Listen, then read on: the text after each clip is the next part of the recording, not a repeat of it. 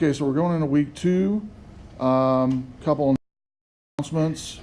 As far as due dates go, Sunday again, Lab 2, which we'll do this Thursday.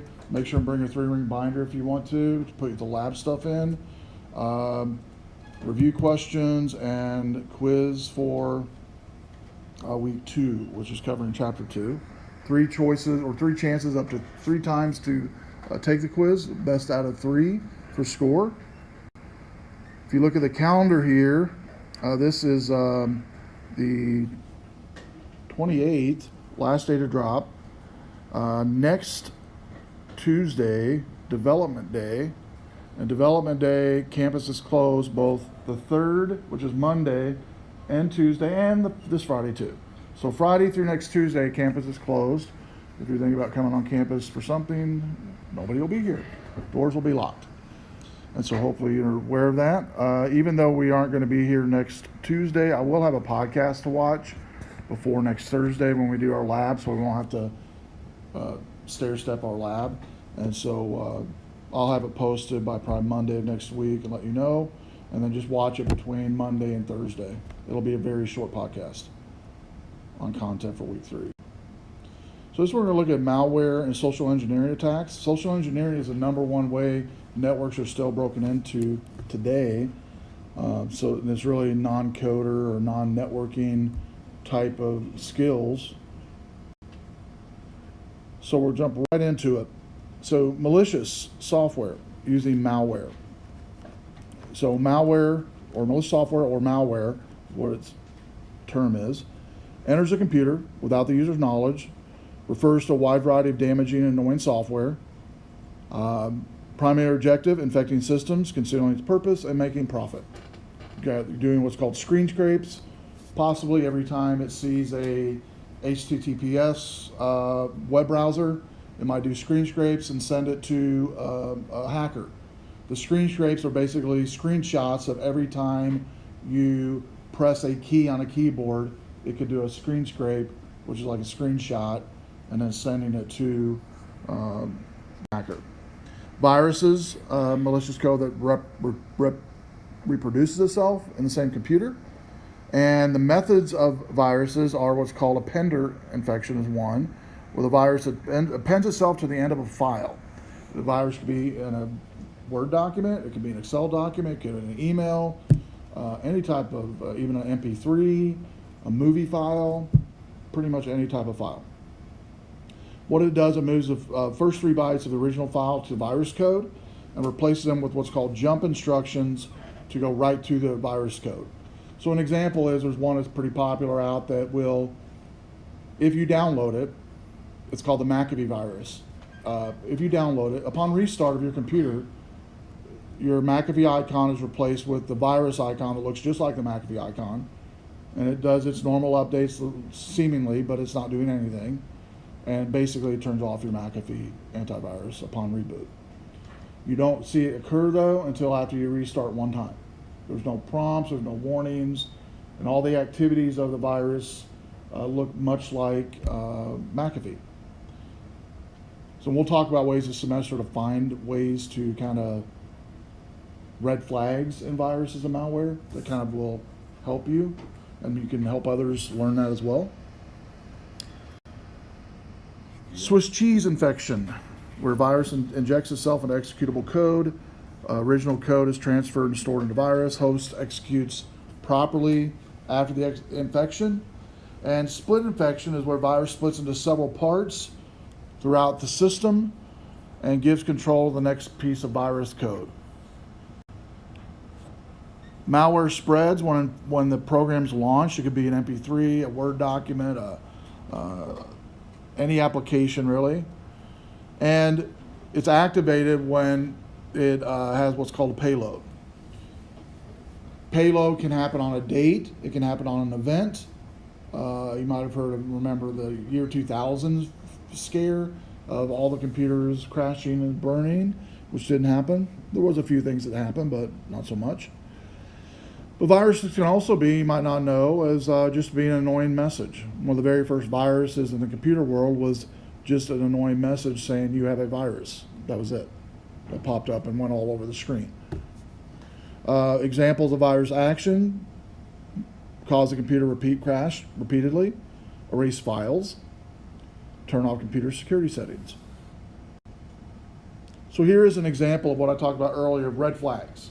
Okay, this is a red flag, and I'm going to read it. Annoying virus message. It says, I think I speak for every pot smoker in North America when I say legitimize marijuana.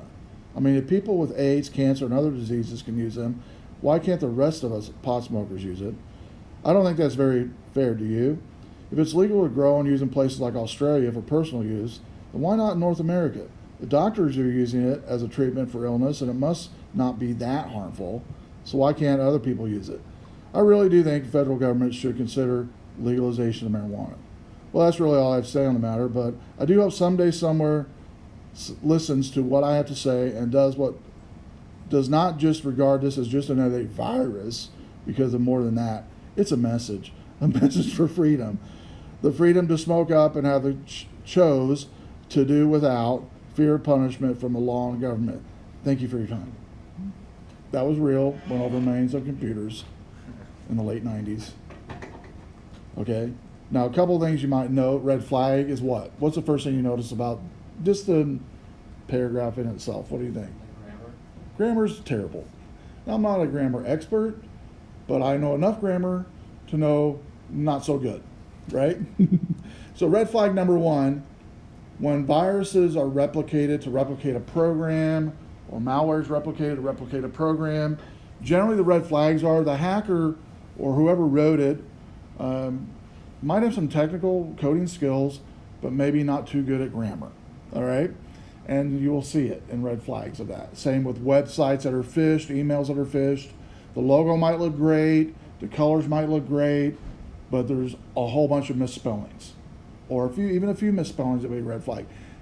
Companies will not put out literature that go to the mass populace with misspellings. Not going to happen. Facebook, Twitter, AOL, which has gone by the wayside, PayPal, GoDaddy, all these places are pretty professional, and if there was a misspelling at one point, it's been corrected, all right? So, annoying messages, red flag number one is grammatical errors is a red flag when you see anything like that on a program or process, red flag to get rid of it, which we will talk about how to get rid of it this semester as well. So, continuing on malware, viruses cannot automatically spread to another computer. It relies on you giving it to somebody else through an email, through a program you share, through a picture you share, MP3 file. Viruses attach to files and they're spread by infecting those files during transfer. That's why it's important when you think you might have a virus on a network computer to make sure and disconnect that computer from the network completely. And because within moments, a virus can propagate a network and network folders pretty quickly by jumping from folder to folder to folder to folder. And if it's in an email, like to all users, it doesn't take long for people to click on a link or a calendar or whatever and to propagate that virus as well. So types of computer viruses.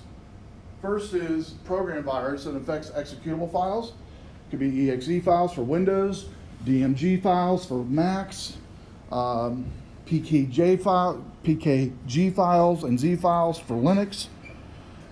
Could also be a macro. Macros aren't as popular as they used to be, but back not too many years ago, macros were very popular to automate processes within Office applications. You can still write macros, by the way, to open up a document and click a button, open up a Word document or Excel document, hit a button that says import from a macro. It'll import data into a document for you automatically. Also a resident virus, where the virus infects by opening by the operating system or rebooting upon the system. Boot virus. This one generally gets worse in time. So over time, the boot viruses infect your system more and more and more upon how many times you restart. Now today, it's not as popular, probably because people don't restart their computer as much. So hackers don't spend as much time on boot sector viruses when it comes to user computers. Now they do with servers because servers can be rebooted, especially Windows servers, at least once a month, sometimes every other month or something.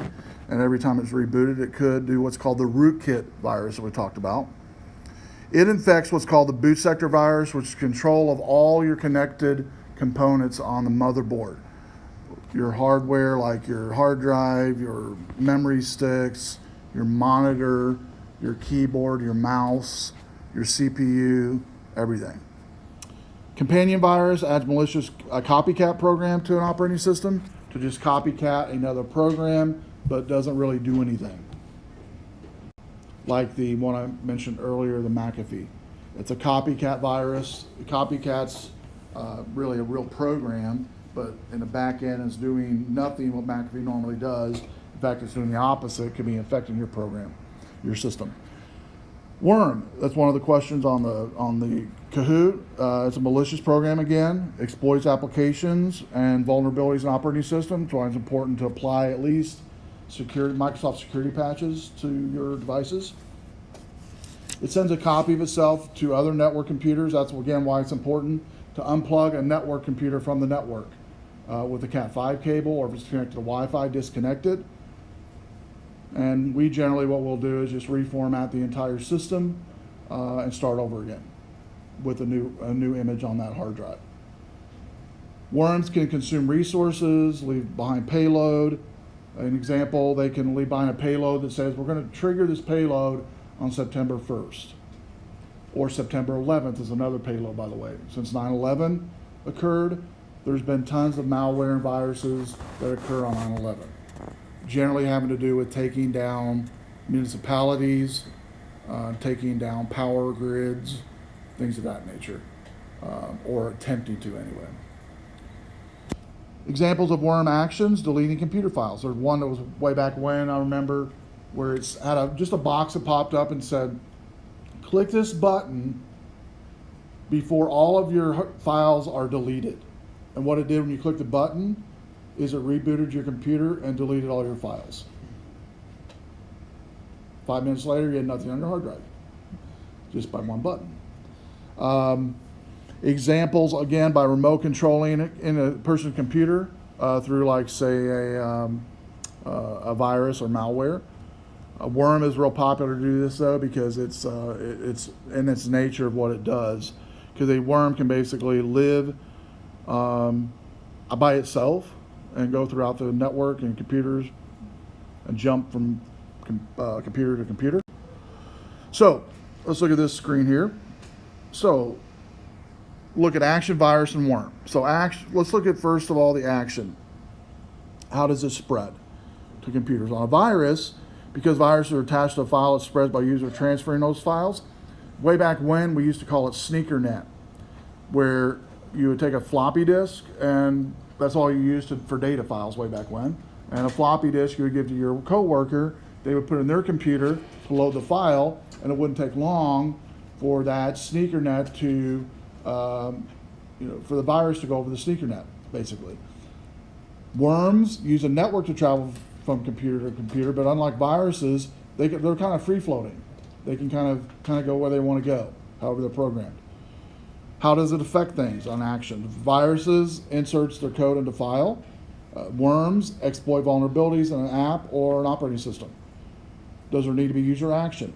On viruses, no. Yes, there does. Some user action, like click a link, open a file, some type of a send button or something like that, reply button.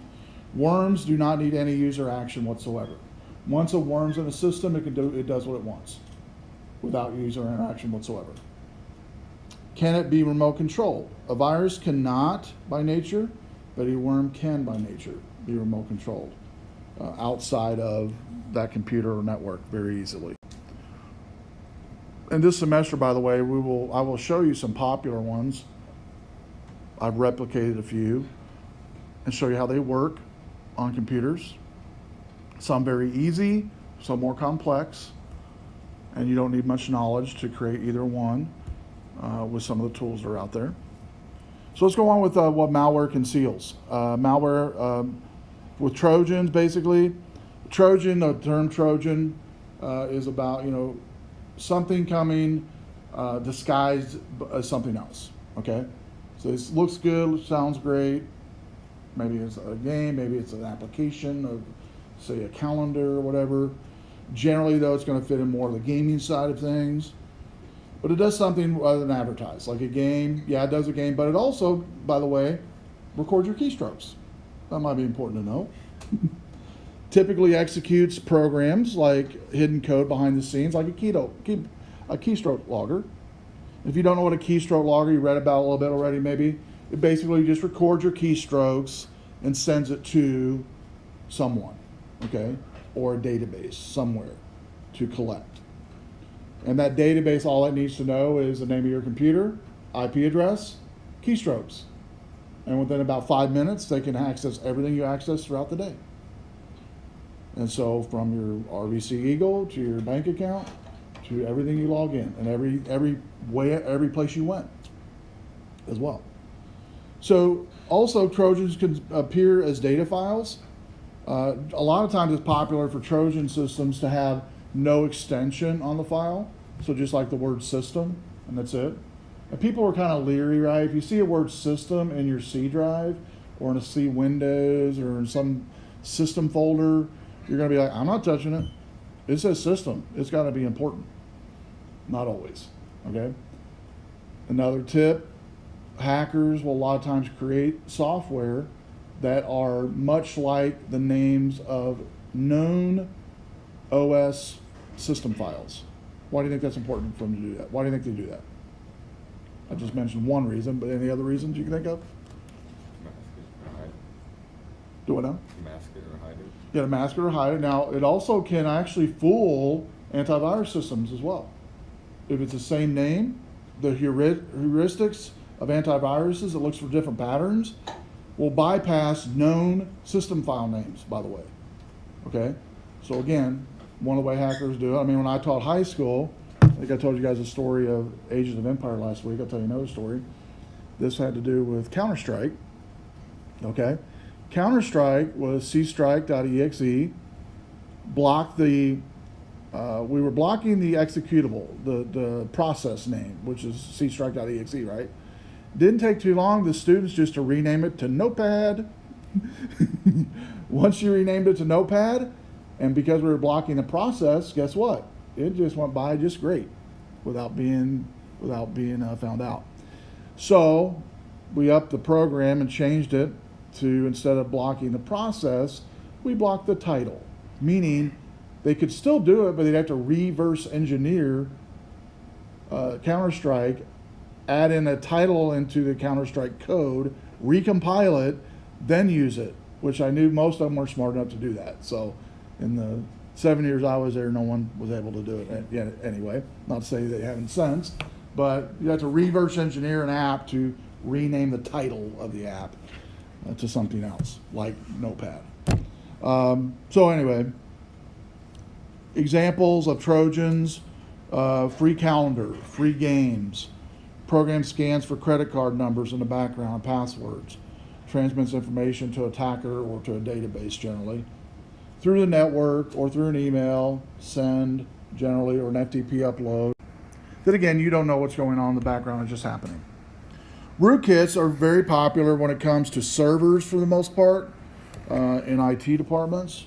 And basically what it is, it's a software tool that allows attackers to hide its actions of what it's doing in the background maliciously on a server, like looking at folders, looking at files, and tracing, hiding all the trace logs. And one of the way they do that was in the Kahoot, is it's called escalated privileges. So a rootkit will come in and say, I'm now administrator. And with administrator rights, guess what? You can do anything you want to on a server because you're administrator. Will it keep log of what you've done? Yes, but guess what? You're administrator. It's not going to be a red flag. You're administrator. The only red flag would be if you were a non-administrator and try to do something malicious, then that would be a red flag. It also may alter or replace operating system files. One of the ones I've seen before is it replaced all the icon files or all the executable files, all the DLL files on the entire server to shortcut files. For when you clicked on anything, it wouldn't do anything. Once the system started up, everything you clicked on was an icon. an icon file. So whether it be, whether it be any type of network software, getting into configurations of networks, it would just do nothing. You basically just saw a desktop and couldn't click on anything. Rootkits can be detected using programs. I will say though, it's very difficult, like it says on this slide, to detect. In fact, there's tons of different scripts that companies will create to remove rootkits. It's not just a uninstall this, uninstall that. It's literally really messy. A rootkit, depending on how long it's been on the server, can literally be millions and millions and millions and millions of files within days that it's infected. And because of that, like I said, rootkits must be erased. And I generally recommend in the IT departments I've been over is we wipe the server and restore that server, reformat it, and start fresh.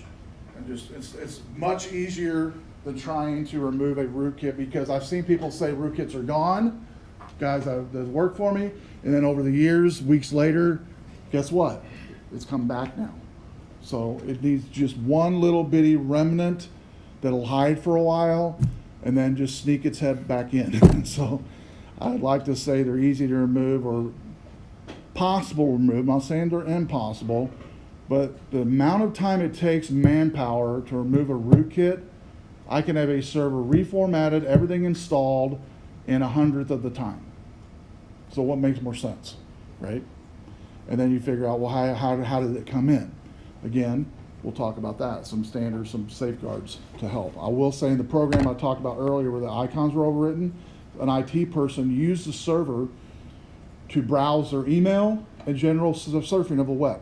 You don't ever do that on a server. Servers, for the most part, when you fire up Internet Explorer, which is a default for Windows computers, they've never been ran before. It's never been open before. And the reason for that is they shouldn't be open. It's not a general use computer. It's a server. Because you know as well as I do, anytime you open a browser on any, doesn't matter what page it is, you're opening yourself up to some stuff just by being on any web page. And so some worse than others.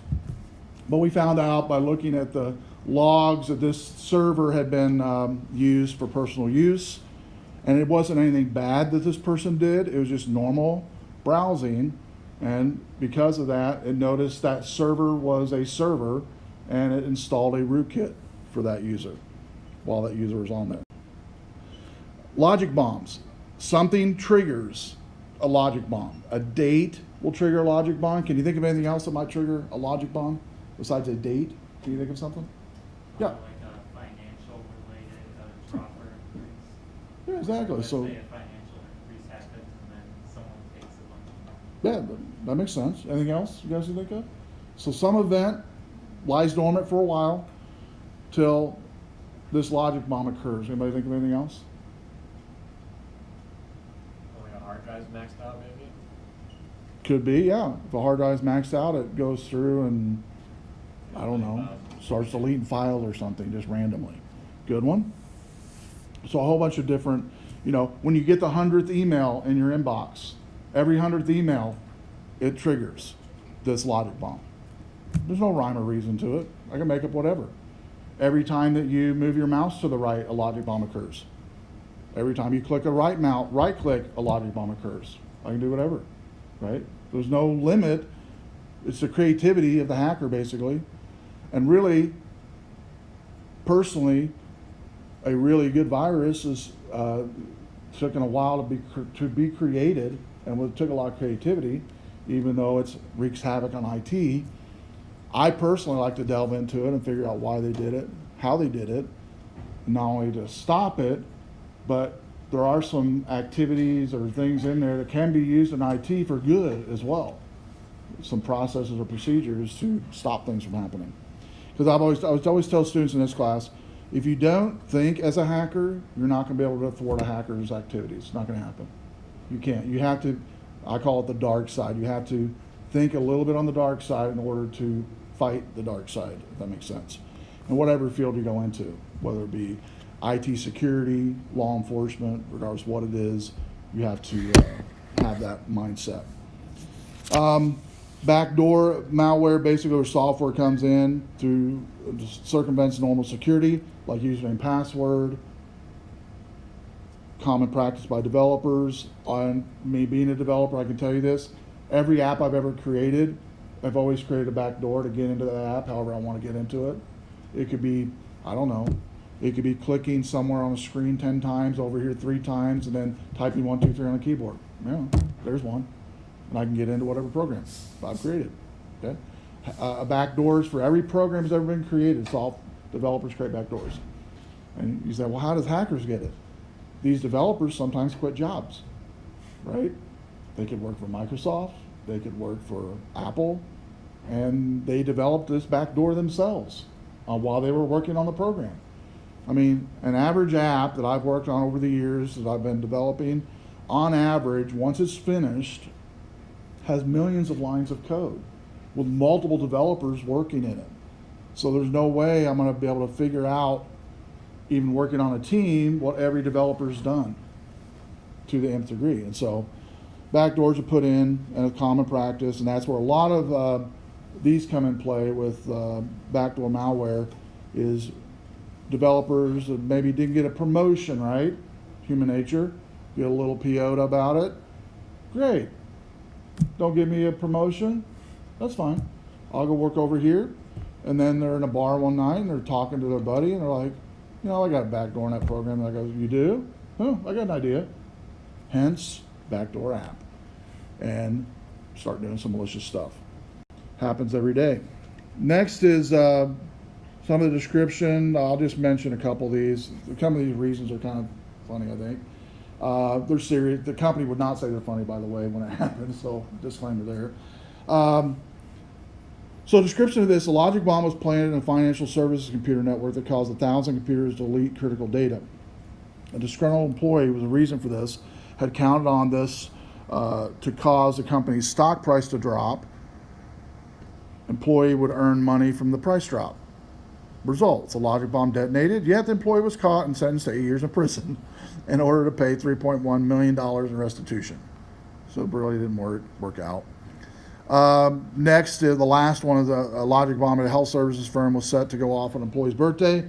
The employee was angered that he might be laid off, although he wasn't laid off, by the way. The employee was sentenced to 30 months in federal prison and paid $81,200 in restitution to the company. So, epic failure on both accounts. All right. Profit, malware profit. We've already talked about some of these in your reading and some of the stuff on Kahoot, but botnets controlling multiple computers, middle of the night to, I don't know. One of the popular ones that's a good one is for cancer research. As a botnet for Mayo Clinic to use computation power of multiple computers at night to help them do some computations. But there's also botnets that can take down financial grids or take down financial institutions like the stock market. Spyware, adware, those two used to be very popular, not so much anymore. If you remember the days not too long ago when you had the multiple pop-ups on a computer, it would take over your whole screen. Keylogger's another one. Back in the day used to be a serial port keylogger. Then it went from that to USB port. Now they're just software driven for the most part. Okay, and they can take track of your keyboard as things are running in the background. So botnets can control multiple computers and have multiple pieces to a botnet. An affected computer that's a part of a botnet is called a zombie computer because it's literally being controlled by this botnet to do whatever bidding it wants to do at any time. And a group of computers is called a botnet. Early botnet attackers used what's called the internet relay chat, which used to be really popular back in the day to talk to other users. It's used in education, so a lot of colleges have these relay chats to share files, share data, articles, stuff like that. Well, it's a clear HTTP, which is totally unsecure, and anything can go through it. So really good fertile ground for installing botnets. Like an example would be an article to say, hey, I saw a sale at Best Buy. Click here and see the ad. They click there and see a picture of an ad, but at the same time it installs an application.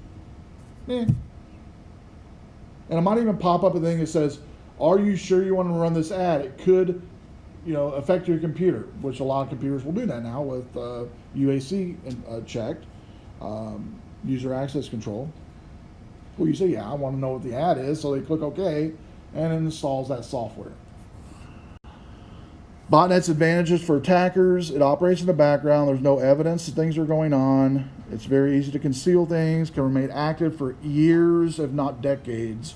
Some botnets have been active. Large percent of zombies are accessed at a given time. And reason why is everybody's computer, without a raise of hands, if I was to ask everybody honest, most of you do not turn your computer off ever at home. Never, unless there's a problem. Okay, it just stays on. It stays connected, right, 24/7. Hackers know that, and they use that to their advantage. So here is some types of botnets. Spamming. Botnetting, thousands of zombies enable an attacker to send massive amounts of spam and harvest email addresses. Spreading malware. Botnets can be used to spread malware to create zombies and botnets and have the ability to download and execute a file sent by the attacker.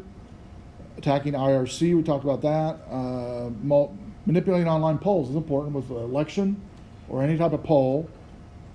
And this has occurred in every known TV show you've seen where they take online polls. This has happened, by the way. Because each zombie has a unique IP address, each vote by the zombie will have the same credibility as a real person. So, Ryan Seacrest, got some information for you, right? Maybe some of those votes were botnetted, possibly. More than likely so. Denial of service. Botnets can flood a web server with millions of requests. It says thousands here, but millions of requests a second, and literally overwhelm it to the point of no response from the server. Spyware. This software gathers information without the user's consent, usually used for advertising, collecting your information, changing computer configuration. It's not really as popular anymore. There's a lot of software out today. You'll learn this semester will help you with things like spyware. They're still out there, but not as prevalent as what it used to be. Spyware's negative effects: it slows your computer, instability. Okay, new browser and toolbars. Okay, don't raise your hand, but everybody knows somebody, if it didn't happen to you, that's had a browser with basically look like this. And you know what I'm talking about when you see it. Okay, here's a browser. Doesn't matter what browser it is. Okay, toolbar 1, toolbar 2, toolbar 3, toolbar 4, toolbar 5. And here is your space for the internet. One kid, I remember, a high school kid, his mom was like, "You've been down there for like 3 hours researching for your paper. How long does it take to find information?" And he goes, "Well, I can only search so much. There's only like an inch of computer down here to work with."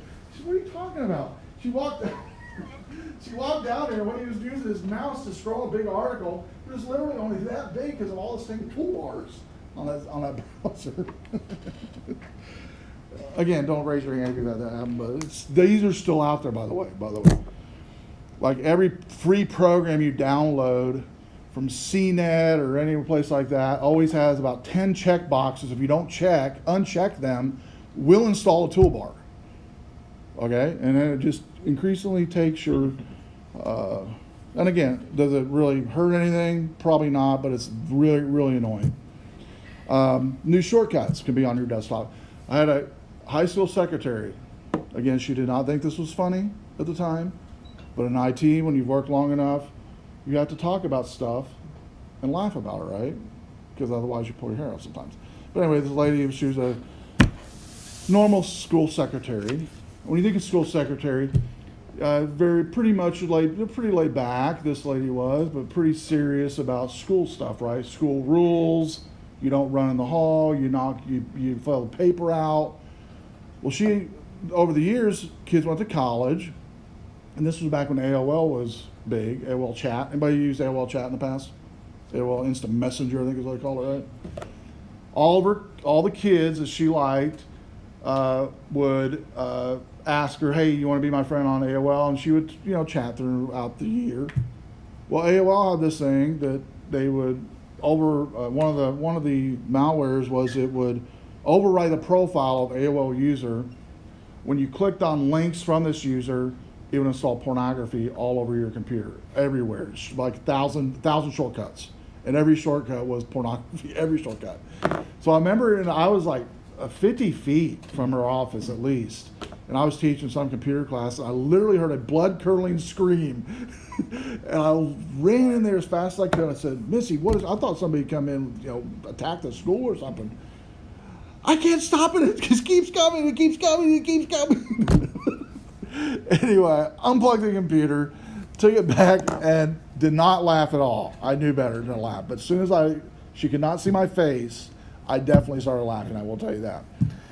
But needless to say, she got rid of most all of her AOL user accounts because it was out there for a while.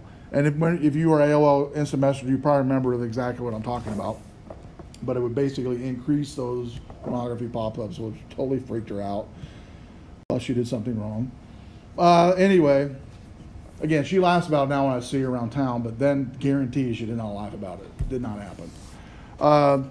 Technologies used by spyware, automatic downloads. Okay? Now, I'm a big believer in unchecking automatic downloads on anything. I don't like it. Even if it's something legit, like an example, Adobe. I talked about that last week or week before, I believe, where Adobe sent out an update to disable millions of people's networks at 9 o'clock the next morning, whenever they showed up. Well, first thing we did was uncheck the automatic updates on any computer that had it checked and gave them the ability where they couldn't do it again. So automatic downloading of software is one, because what it'll do is it may install unauthorized applications, or in this case, unauthorized patches that you don't really have time to check yet. Hurry up, low battery. Passive tracking may collect data while you're just browsing the web, wonderful, to your own, enjoyment, and you're browsing your, eBay, you're going to, buying some cool thing on Amazon or whatever, and it's literally tracking everything and everywhere you're going. Adware, I won't talk about that. It's not much around anymore. We'll talk a little bit about it during the semester, but not so much anymore. A lot of pop-ups, they're pretty much gone. Keyloggers, definitely still around. They generally come now through web games, or if you like to browse any type of chat rooms, they come through keyloggers or chock full in there, and they do keep track of your keyboard activity. Can be usually ran by software, not by inserting a USB drive or anything like it used to be back in the day. It's no longer. This is actually one of the first USB ones. It's a hard hardware there that looks like a little square. That's an actual keylogger with a memory chip in it that's keeping track of it. So the hacker would unplug the USB from the keylogger, plug the USB back in, and this could be a keyboard plug-in or something, whatever, and it's doing the keyboard logger. I'm not going to read this, but here's what it looks like in the keyboard logger screen. See if I can blow it up a little bit. So as you can see, this is kind of what it's kind of keeping track of, literally everything that's being typed in. Now, one of the things it cannot capture, you'll notice, is a password. Okay, won't be able to capture password, but that's where screenshots can come in, and it can capture though keystrokes for the password after the fact if the hacker knows where they went to. Some of the new operating systems kind of, if it sees it's a password field, can guise that a little bit better. Lastly, we'll end on social engineering, and my battery's running out, so I'm going to hurry up on this one. Social engineering basically relies upon your skills to fake out or ask good questions and get people to do what you want. Here's an example I'll end with. You can use flattery, control, friendliness, whatever, flirtiness. An example of one is there's a company that does this, a security company, to see how well companies are fitted for giving out information they should give out, how well they score on that. And a guy comes in to the front office dressed in a three-piece suit, says knows the CEO's name, we'll say is Jim Smith. I'm here to see Jim Smith here in about 10 minutes. I have a meeting. I forgot a file at home. If I don't get it, I know I'm going to lose my job and he's going to be mad. And so this person at the front's thinking, okay, two things. If I don't help this person, because what they're wanting basically is to use that person's computer, and if I could just use your computer for 5 minutes, I'll get in, get out. That's all I need to get this file. Well, you know what? I'm going to take a coffee break. Here you go. Let's have a computer. Happens all the time. That's social engineering. No technical skills are needed, but able to blow one over on somebody, you know, that you're wanting something, but it's totally separate from what you're wanting, totally opposite. Happens every day. The attacker will ask for only small amounts of information, like, can I access your computer? I need to get a file. Can I log in to get my email, to get a file, stuff like that. Request needs to be believable. That's definitely believable, the story I just gave you. Attacker pushes the envelope to get information before the victim suspects anything. Like an example, before she comes back from coffee, he's done. He's already done the damage. He's already installed the software or whatever. Generally, you can install software by going to a certain website, going to a folder in that website and clicking that executable or whatever, downloading and installing it. The attacker smiles, asks for help, or thanks for help. Social engineering, again, is very popular. One true example gives a social engineering attack is one attacker called Human Service Office asked for and got names of key employees. Small group of attackers approached the door to the building, pretended to be lost, have a lost key to get in. They were let in by the employee, entered a secure area the same way. Group learned the CEO was out of town because his voicemail said so. That's how they got in. They entered the CFO's office, gathered information on unprotected computer, dug through the trash. One member called help desk, pretended to be the CFO, asked for password urgently, was given the password, left the building with complete access to the network. All happened in under 10 minutes. No technical skill whatsoever, but definitely social engineering skills. Impersonation, this happens a lot, where somebody is trying to be somebody else, and they're basically impersonating someone else, whether it be a help desk technician. I'm a help desk technician for Microsoft. I see you have some anomalies on your network tonight. Is it pretty slow? Well, that's an easy one. We can call any individual in Rockford with Xfinity and ask them that question, and they're going to go, yeah. You guys said I was supposed to get 400 megs download. I'm getting 50. Okay, we will fix this immediately, but I need this access. And in about 2 minutes, get in, get out, be done. Happens every day. Again, trust them. It's a true statement. Download speeds are slow. And then lastly, through phishing, through email is a popular one, where basically folks are being emailed fake information, fake logos, and saying, click here to gather your data or to change your password. We see some anomalies in your password. Can you click it? Companies will never send you that to do that. They will send you in the mail, or if you try to log on and forget a password, they will email you a link, something like that, but generally never through an email process.